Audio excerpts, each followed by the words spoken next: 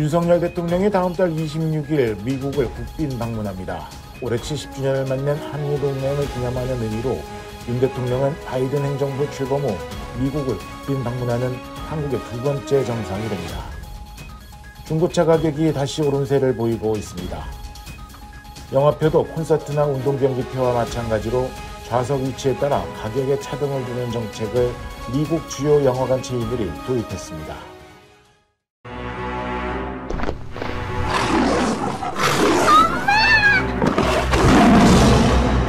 메리 안 돼!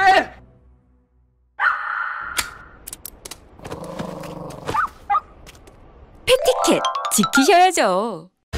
우리 개는 순한데. 주인에겐 순해도 타인에겐 사나울 수 있습니다. 그래서 반려인의 패티켓 알려드릴게요. 반려견과 외출 시 목줄을 꼭 착용해주세요. 배설물은 반드시 수거해주시고 반려동물 등록도 잊지 마세요. 하나 더, 일반인도 패티켓 지키셔야죠. 예쁘다고 함부로 만지지 마세요. 쉿! 반려견 앞에서 큰 소리를 내거나 갑자기 달려오면 놀랄 수 있어요.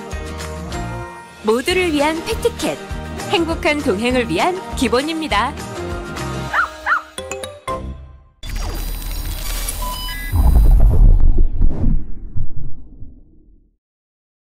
3월 8일 IMTV 뉴스 데스크 시작합니다. 윤석열 대통령이 다음 달 26일 미국을 국빈 방문합니다. 올해 70주년을 맞는 한미동맹을 기념하는 의미로 윤 대통령은 바이든 행정부 출범 후 미국을 국빈 방문하는 두 번째 정상이 됩니다. 미국을 국빈 방문하는 한국의 두 번째 정상으로 기록될 이번 미국 방문에 대해 카린 장피에르 백악관 대변인은 이번 정상회담은 올해 한미동맹 70주년을 기념하기 위한 것으로 이는 한미 양국과 인도태평양을 비롯해 전 세계의 평화와 안정, 번영을 증진하는 데 매우 중요하다고 강조했습니다. 백악관은 이어 한미 정상은 철통 같은 동맹의 중요성과 한국에 대한 미국의 변함없는 방위 공약을 강조할 예정이라고 밝히고 정치적, 경제적, 안보적, 인적 연대를 심화하고 확대하기 위한 공동의 의지를 회담에서 논의할 것이라고 설명했습니다. 한국 대통령이 국빈 자격으로 미국을 방문하는 건 지난 2011년 당시 이명박 전 대통령 이후 12년 만입니다. 대한민국 대통령실과 정부는 지난해 5월 윤석열 정부 출범 후 11일 만에 바이든 대통령이 먼저 방한하면서 열렸던 한미 정상회담의 성과를 토대로 북핵 미사일 대응을 위한 확장 억제 강화, 공급망 재편과 기후변화 등 신흥 안보 분야, 인공지능 등 첨단 과학기술과 우주 사이버 분야 협력 등을 더욱 진전시킬 전망입니다.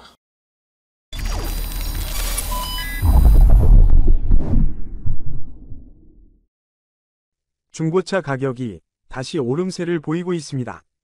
중고차 도매 가격이 지난 2월 전달보다 4.3%나 급등해 4.4%를 나타냈던 2009년 이래 2월 최대 월간 상승폭을 기록했습니다. 이 같은 상승 현상은 도매 가격 인상 여파가 소매 가격에도 영향을 미치기 시작한 것으로 풀이되고 있습니다. 전문가들은 상승 이유에 대해 정확한 이유는 알 수 없지만 신차 구매나 리스 이자율이 급증하면서 융자 부담이 신차보다는 적은 중고차에 대한 수요가 늘고 있기 때문이고 이자율이 높을 경우엔 융자액이 적을수록 소비자에게 유리하기 때문이라고 전했습니다. 2월 소매 판매 대기 기간은 41일로 전달보다 7일이 단축됐으며 54일이었던 지난해 2월보다는 13일이 줄어들었습니다. 신차 판매는 전년 대비 8.7%가 증가했으며 1월보다는 9.1%가 늘어났습니다.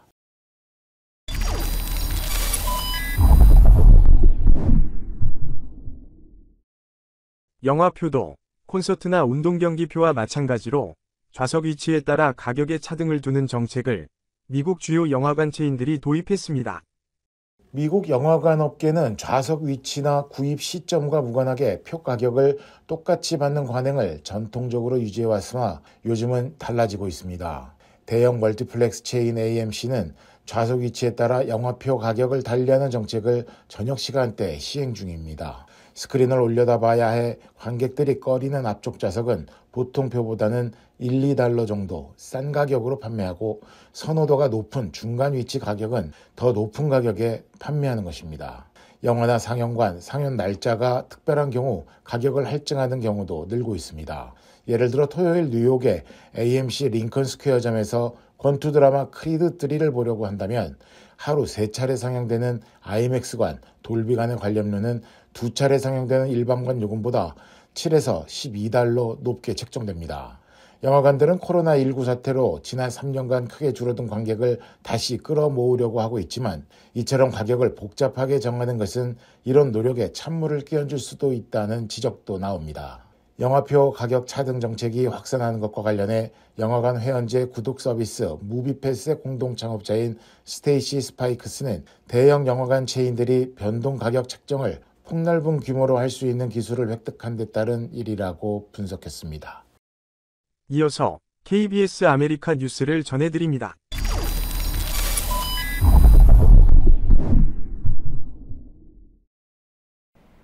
연방준비제도 제롬 파월 의장이 물가 상승 압력이 예상보다 높아지고 있다며 연준은 금리 인상 속도를 다시 높일 준비가 되어 있다고 밝혔습니다. 일각에선 기준금리가 연 6%까지 갈 거란 관측도 나오고 있습니다. 한보경 기자가 취재했습니다. 기준금리를 결정하는 통화정책회의를 2주 앞두고 미국 상원 청문회에 출석한 파월 연준 의장이 강력 긴축을 시사하는 이른바 매파 발언을 쏟아냈습니다. 파월 의장은 우선 지난해 11월, 12월에는 물가 상승폭이 둔화되고 있다고 봤지만 올 들어 물가 상승 압력이 다시 높아지고 있다고 했습니다. 특히 서비스 물가는 꼼짝을 안 하고 있어 물가 상승률을 2%대로 낮추는 과정은 험난한 길이 될 거라고 강조했습니다.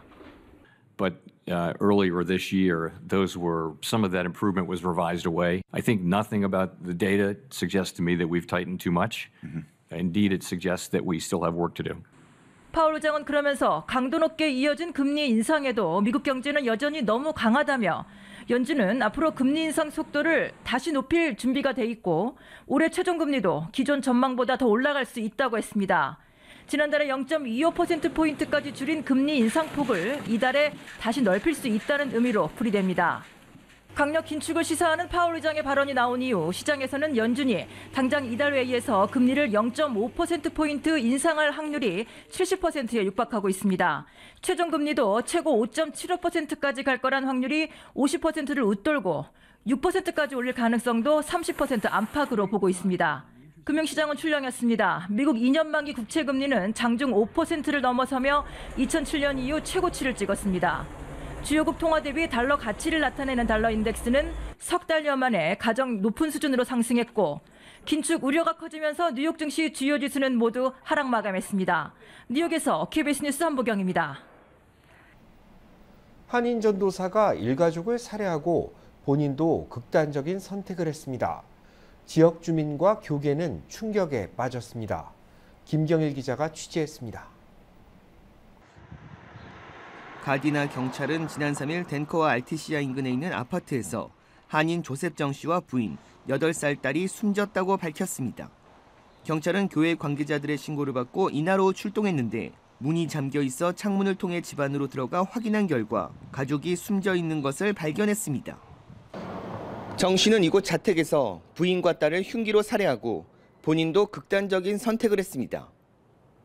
한인 이웃 주민들은 출동한 경찰들을 보고 걱정했는데 정 씨 가족이 숨졌다는 소식을 듣고 큰 충격을 받았다고 밝혔습니다. 가끔씩 그 클라리넷 소리도 들리고 바이올린 소리도 들리고 그랬거든요. 저 집에서요? 네. 그래서 너무 안타깝죠. 그래서 이렇게 상황이 또 밖에 뭐 사람들이 알 수 있는 상황이 또 아니고 가정사니까 너무 충격받고 왔다 갔다 하면서 너무 좀 안타깝죠. 정 씨의 아파트 문 앞에는 숨진 8살 알리사가 좋아하는 인형들이 놓여 있고 정 씨가 다니던 교회 교인들은 꽃을 갖다 놓고 가족들의 죽음을 애도했습니다. 정 씨가 중고등부 전도사로 재직한 한인교회 관계자는 한국어보다 영어가 편한 정 씨는 아이처럼 밝고 순수한 성격이었다고 말했습니다. 또 정 씨는 평소 보험사에서 일하며 교회 일도 열심히 한 전도사로 목사 공부를 하고 있었다고 덧붙였습니다. 교회 관계자는 지난달 26일 교회에서 일한 봉급을 받아간 모습이 마지막이었다며 정 전도사가 가르치던 학생들이 충격에 빠져 정신상담 치료를 준비 중이라고 말했습니다. 가디나 경찰은 정 씨가 가정폭력을 행사하거나 우울증을 앓은 기록은 없다면서 부부간 다툼 끝에 정 씨가 극단적인 선택을 한 것으로 추정된다고 밝혔습니다. KBS 뉴스 김경일입니다. 세금 보고 시즌을 맞아 더 많은 세금을 환급해주겠다며 납세자를 현혹하는 사기 범죄가 늘고 있습니다. 사기범들은 소셜미디어를 통해 더 많은 세금을 환급받게 해주겠다고 약속하며 피해자들에게 접근합니다.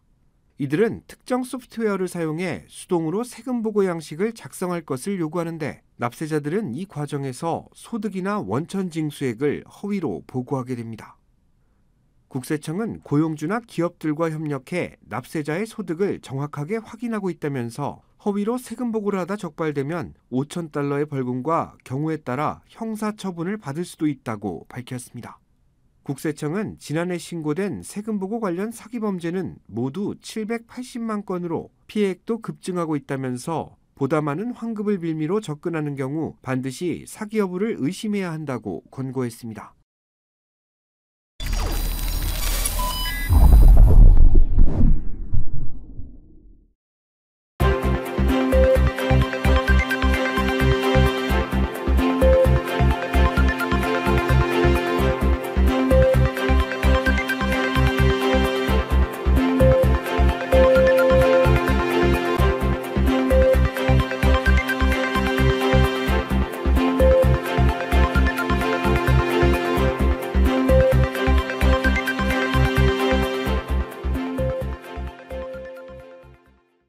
이어서 날씨 전해드립니다.